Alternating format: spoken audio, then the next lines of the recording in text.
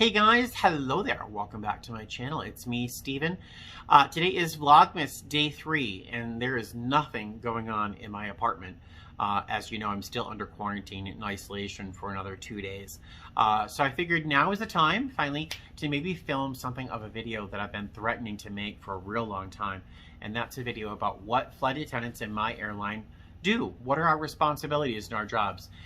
So this is going to be just topical. I'm not going to go through it line by line. So if you work for me and my airline, I should say, if you work with my airline, you know there's probably 1 or 2 things I'm going to leave out by accident, or some things that I'm not going to share because they're sensitive, they're security sensitive information. So if I leave something out, I apologize, but you'll get the gist if you don't work for my airline, what we do every day. All right, so who flies lead? Who is the lead position?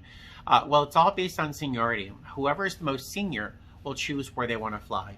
Now, it's not unusual for someone who's the most senior to fly in the back. I just realized I bit my lip, so if you see that, I apologize. It's not uncommon to see whoever is the most senior fly in the back as position C. So you'll often see someone who's more junior sitting up in front. That does not mean they're less qualified at all. It just means that they weren't as senior. So everyone on that plane is qualified to fly lead. Everyone knows the lead position and has been lead. So everyone's equal on board. It's just that when you take that lead position, you have a few more responsibilities. You do get a little bit more money. It's, I think, $2.25 more an hour per credit hour. So there's that. So the job starts in the crew room.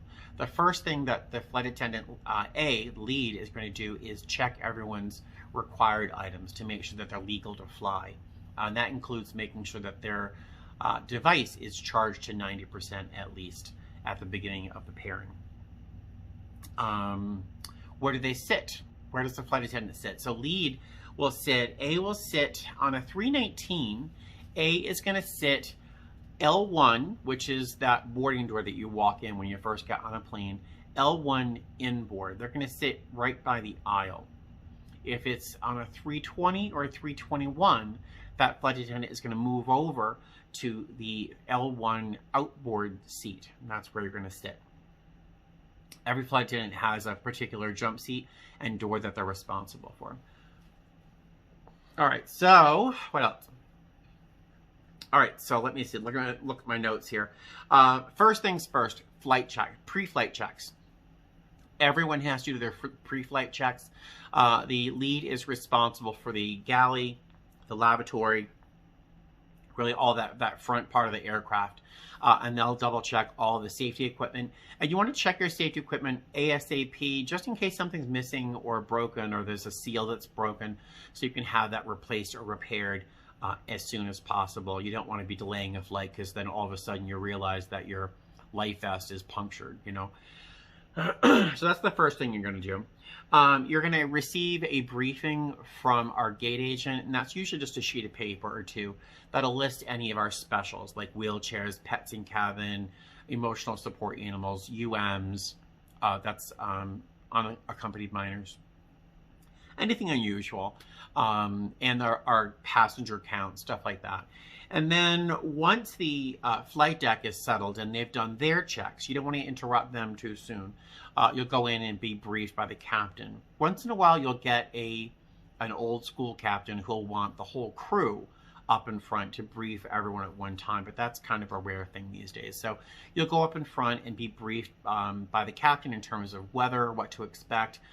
If we have any LEOs on board, that's law enforcement officers, FAMs, that kind of stuff. Yeah, so he'll brief you on what the flight's going to be like, how long the flight's going to be, and then you'd pass that information along to your coworkers. You'd also talk about security, safety stuff, security-specific things like we talk about the process that we actually go through in terms of if the flight deck wants to come outside and go to the bathroom, for example. We have a whole procedure involved there, so you talk about that a little bit. Make sure this isn't in the manual, it's not our job, but it is kind of our responsibility to make sure that the flight deck is supplied with a trash bag and some bottles of water. Just basic comfort, you know. So it's just a real customary thing that you'll do right away. We do inventory if there's time. Now, we never have time. We typically have about 5 minutes scheduled to do our checks and to do all the things I'm talking about. We have about 5 minutes. So the chance that we'll have time to do inventory is about this big. And inventory means just, I think we're supposed to count all of our alcohol. I don't know. You try to do it. I just don't. I rarely have the chance to do it. You check to see if you have enough ice and basic supplies, that kind of stuff. Pass along all the information that the captain gave you to the rest of your crew. Make sure that everyone understands what's happening, who do we have on board, our security information, that kind of stuff. And then as boarding starts and gets close to being finished, then lead is going to have 1 or 2 brief announcements.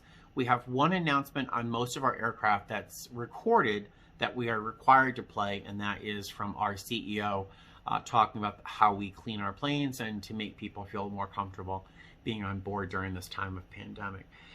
The gate agent will close the door, and the gate agent closes the door. I have never opened, and have I? I think I have. I've opened a door once with the captain's permission, direction, not permission. The captain told me to do it. So usually flight attendants don't even touch the doors in terms of opening and closing. It's not our jobs.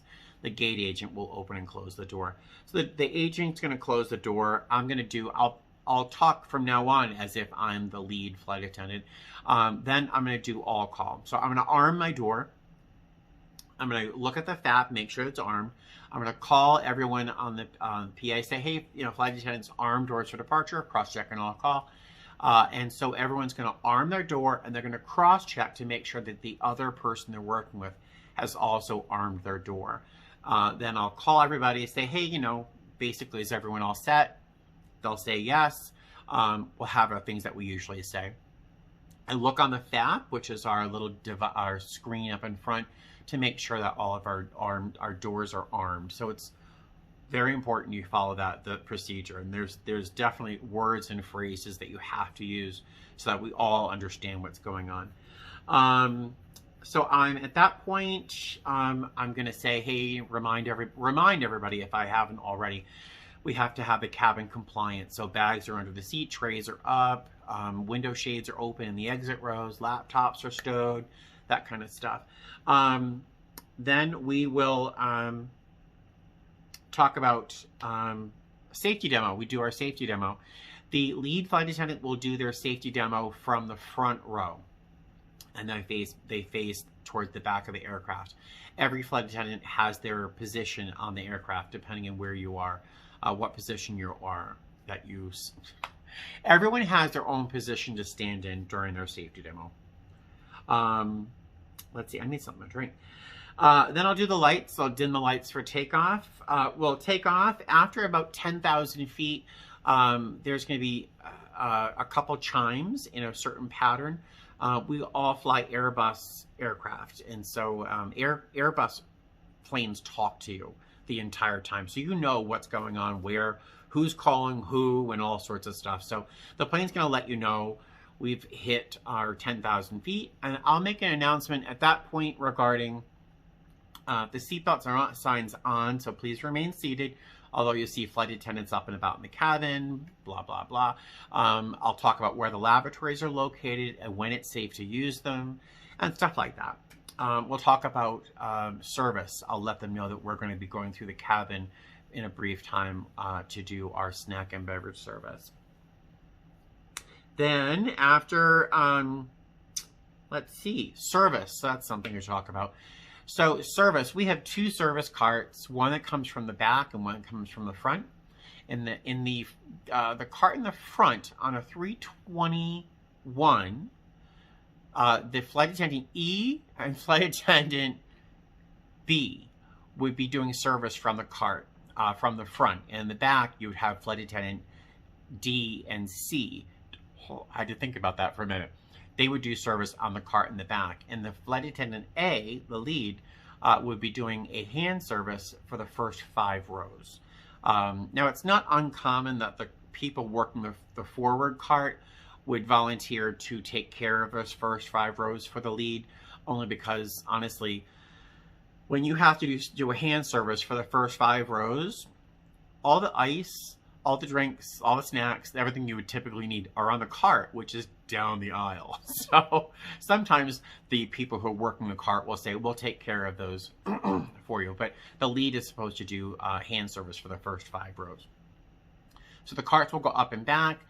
The lead, simply because they really don't have much else to do in terms of putting things away and such, will do their first sort of trash run. So we'll grab a trash bag and do a walk up and down the aisle collecting anything that customers or passengers aren't using. So I'll do a trash run.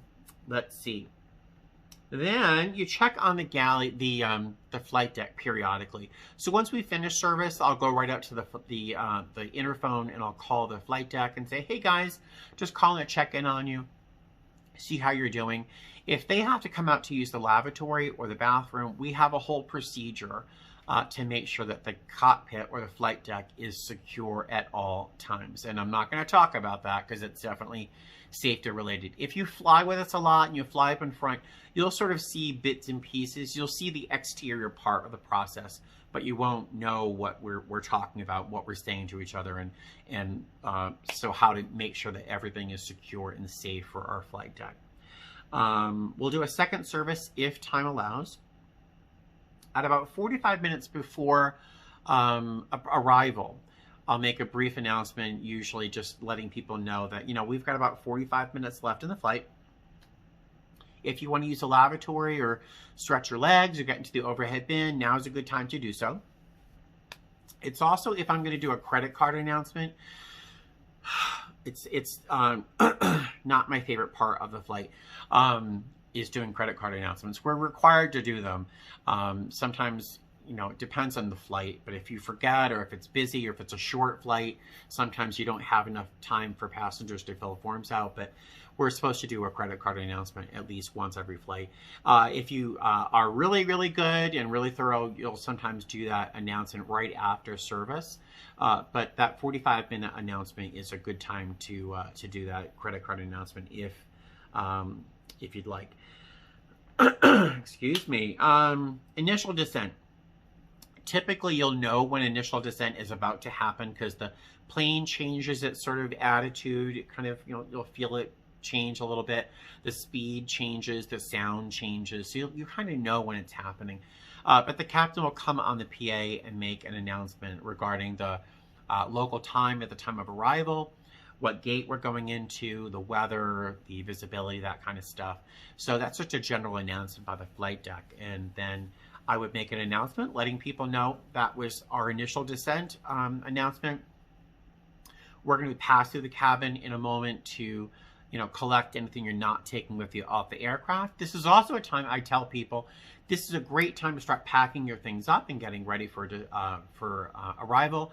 If you please look around your seats or in the empty, the seat back pockets in front of you, we find a lot of phones and wallets and all sorts of stuff. So look around for your personal items as well. So I'll be talking about that. The captain will come on board on the PA and say, flight attendants, prepare cabin for arrival. And that is our announcement to let us know we're about to land.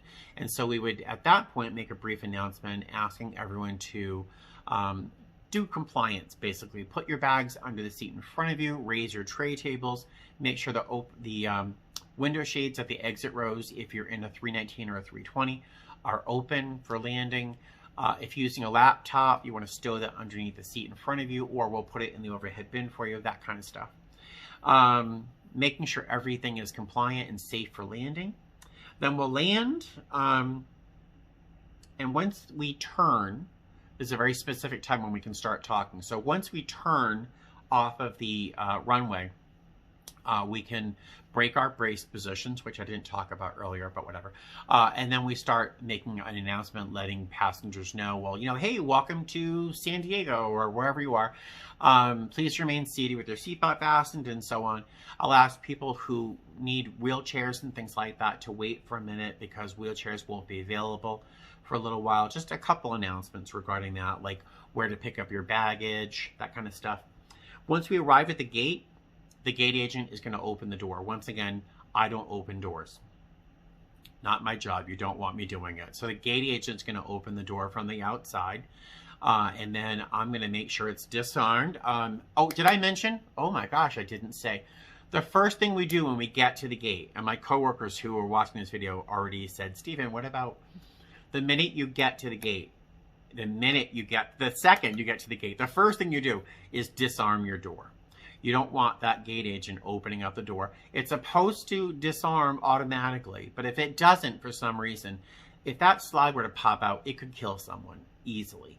So the first thing you do when you get to the gate and you disarm your door. And then the gate agent will open the door. We give them a symbol, a sign to say, yes, you can open the door. Then I will ask for a number of wheelchairs if I need them. Then I will do an all call one more time like I did when we took off. So I'll say, hey, flight attendants, disarm doors for arrival, cross check, and all call. And once again, I will look at my FAP to see that their doors are all being disarmed. And then I'll call them all and say, hey guys, L1, R1 are disarmed and cross check. And they will all say the same, their door numbers and stuff like that. And I'll make sure that everything is disarmed. And passengers get off the plane. And then we are the last people to get off the plane. Now, we will wait for, if there's any wheelchairs, we'll wait for wheelchairs to come up and take our guests off the plane. And the only other instance where there might be a passenger left on board was if we had a UM, an unaccompanied minor. They're often, well, always the last passenger off the plane. So we'll take those children up to the gate. And then we go to the hotel if it's a layover. Flight attendant C, customarily, it's not written anywhere, flight attendant C will call for the shuttle to get to the hotel. So blah, blah, blah. That's 17 minutes of me just blah, blah, blah, blah, blah, blah, blah, talking. I probably sounded like Charlie Brown's teacher. But that is... that's basically, in a roundabout way, in a nutshell, kind of what my duty is as a lead flight attendant. Now, if we have a 45-minute flight, sometimes it's shorter. Sometimes it's a 40-minute flight from Fort Lauderdale to Orlando. And you have to do all of that in like 40 minutes. So it's like whoosh, whoosh, up and down, up and down. And that's per leg. That's every single leg of the flight.